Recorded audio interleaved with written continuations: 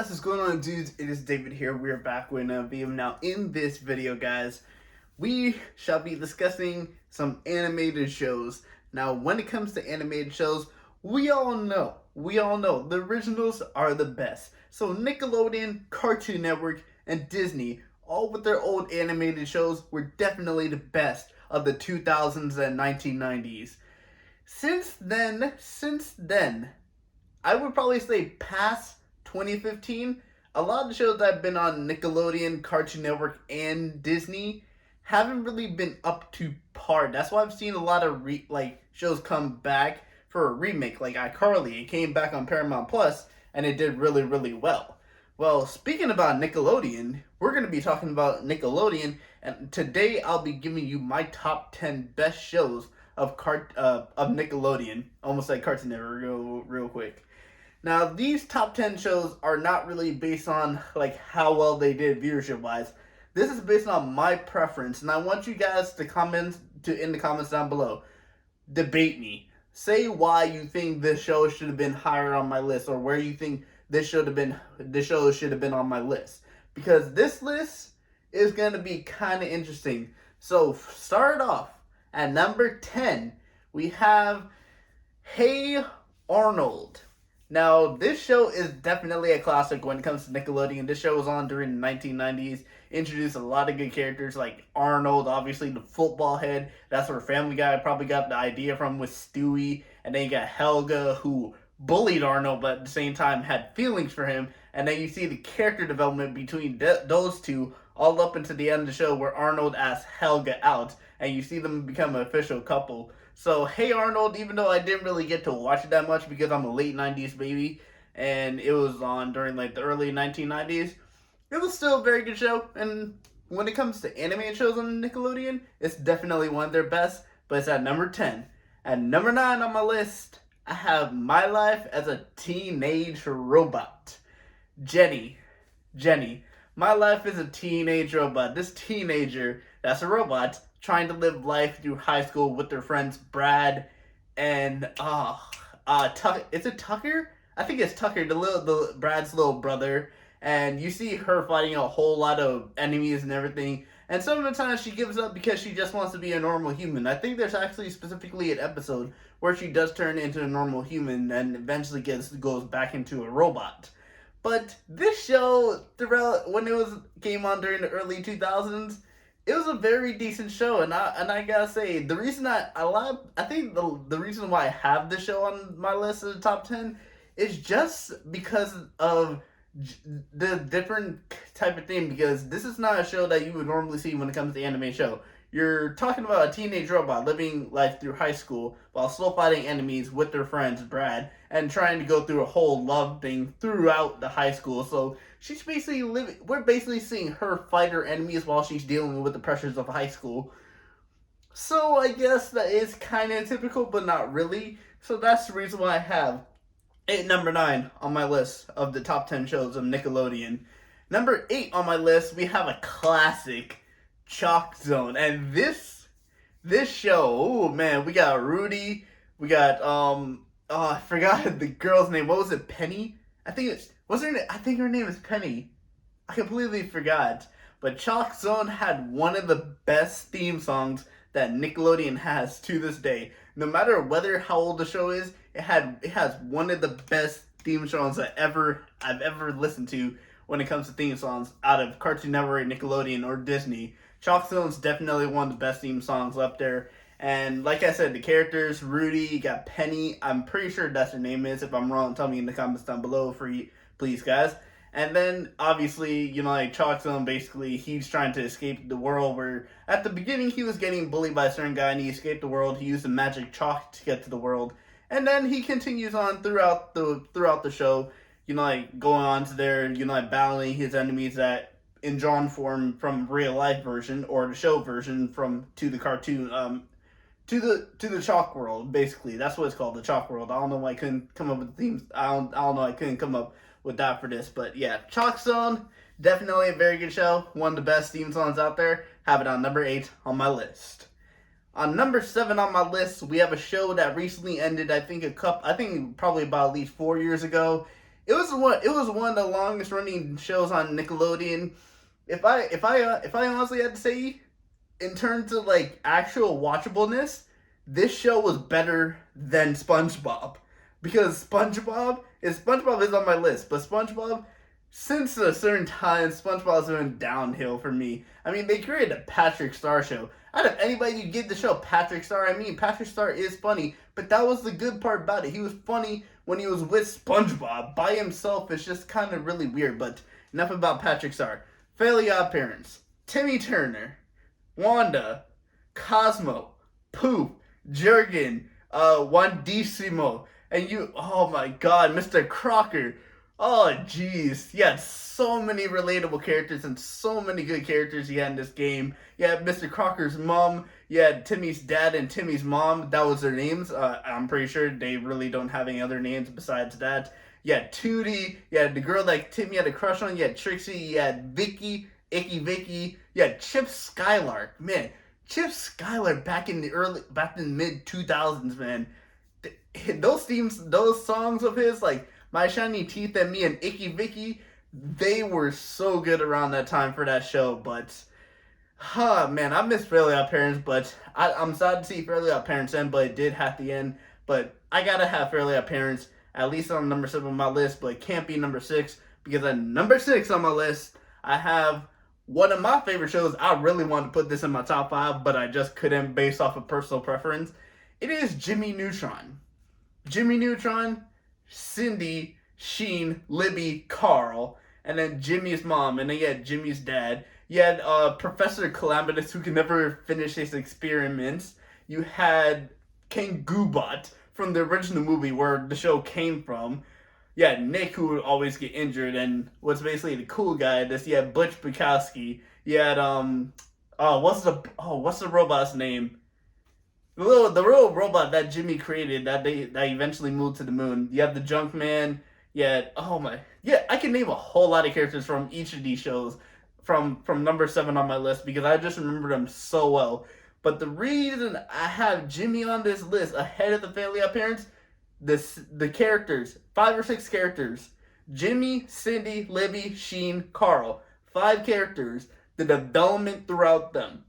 We see the development not only through Jimmy, Sheen, and Carl, but we also see the development between Libby and Cindy, and then we also see the development of their relationship with Jimmy and Cindy, Libby and Sheen, and then Carl and I guess Jimmy's mom, or Judy, I think that's her name in the show. But I do want to say this when it comes to this show. It should have had a 4th season.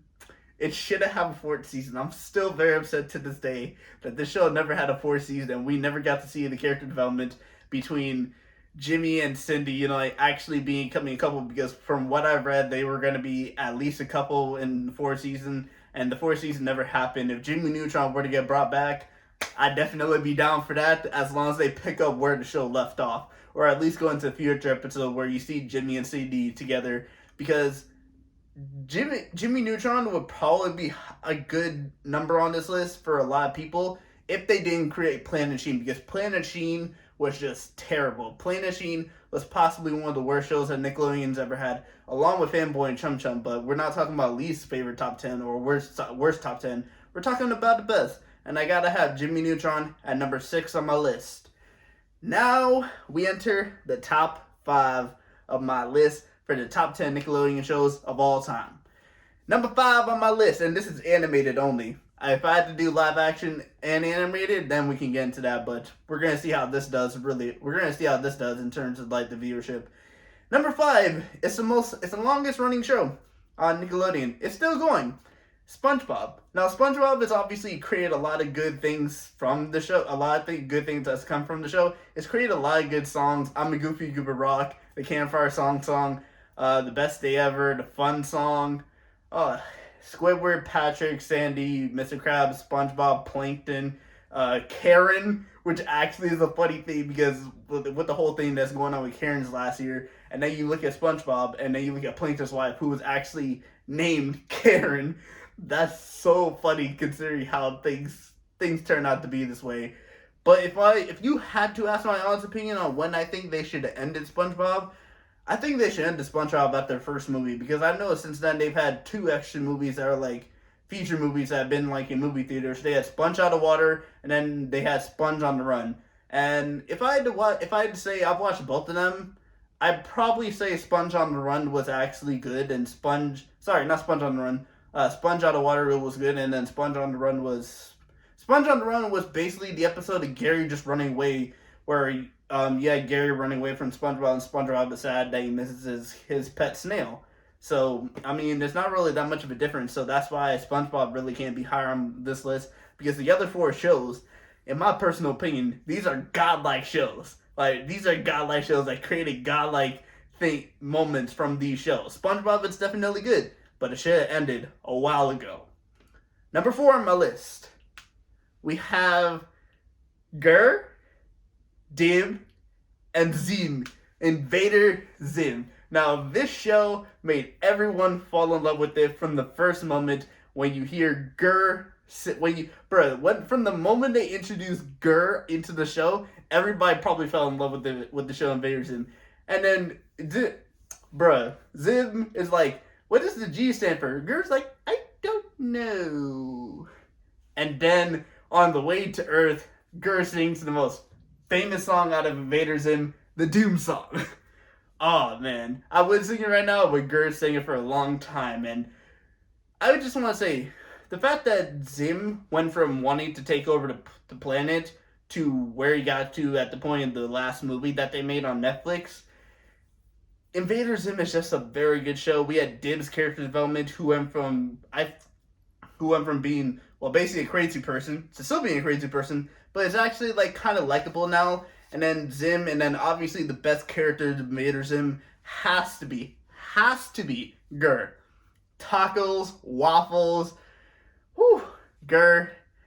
Invader Zim, whoever's the creator of Invader Zim, thank you for giving us the show, and thank you for giving us Gur, because Gur is definitely one of the best moments from Nickelodeon of all time. But I can't have it number 3 on my list, because number 3 on this list, we have Rugrats. Tommy. Alright, let me see if I can name. Alright, I haven't watched Rugrats in a while, but let me see if I can name the main characters: Tommy, Chucky, Phil, Lil, Susie, and Angelica. There you go. And Kimmy, because Kimmy got introduced at the very time. The 7 original Rugrats. Well, Kimmy is not really original, so I guess it's 6 original Rugrats. This show has lasted a while. Like, the original is one of the best ones, and I saw that they just did a remade version of Rugrats, and I really haven't watched it yet, so I'll probably watch it after this. But the original, I mean, you see the adventures of babies, literally babies, going through a whole lot of adventures, and then they had 2 movies. They had Rugrats in Paris, and I think, I forgot what was the other one called? Rugrats in Paris.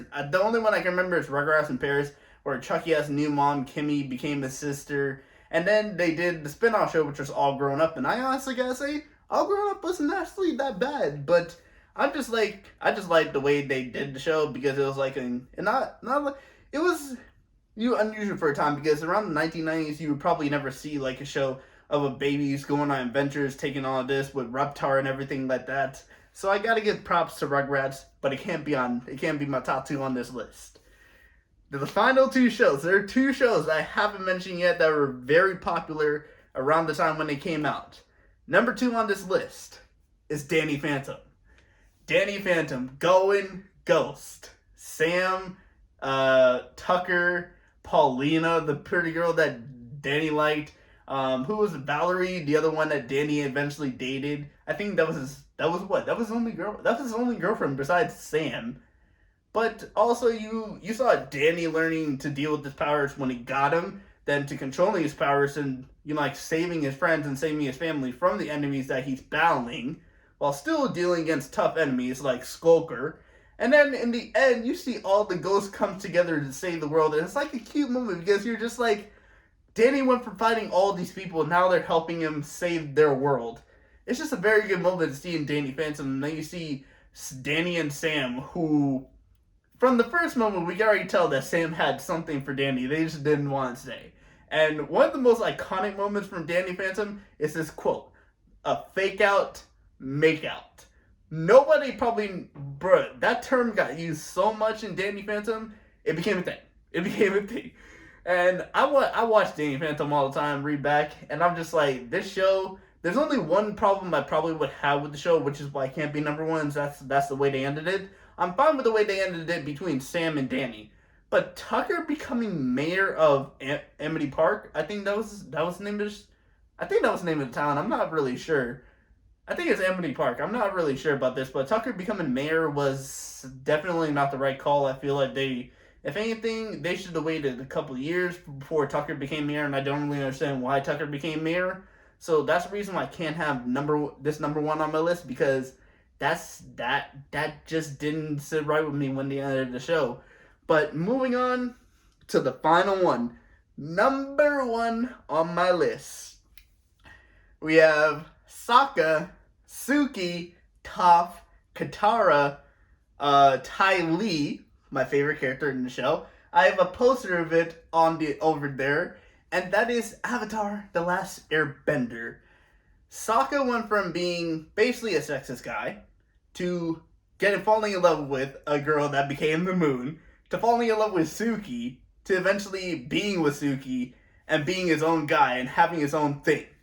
Aang went from being a little childish guy that didn't really know much about the world because he was frozen in ice for over 100 years, to taking on enemies that were really tougher than him, to learning firebending, to learning earthbending, to learning waterbending. Well, I mean, it's opposite way. Water, earth, and then fire.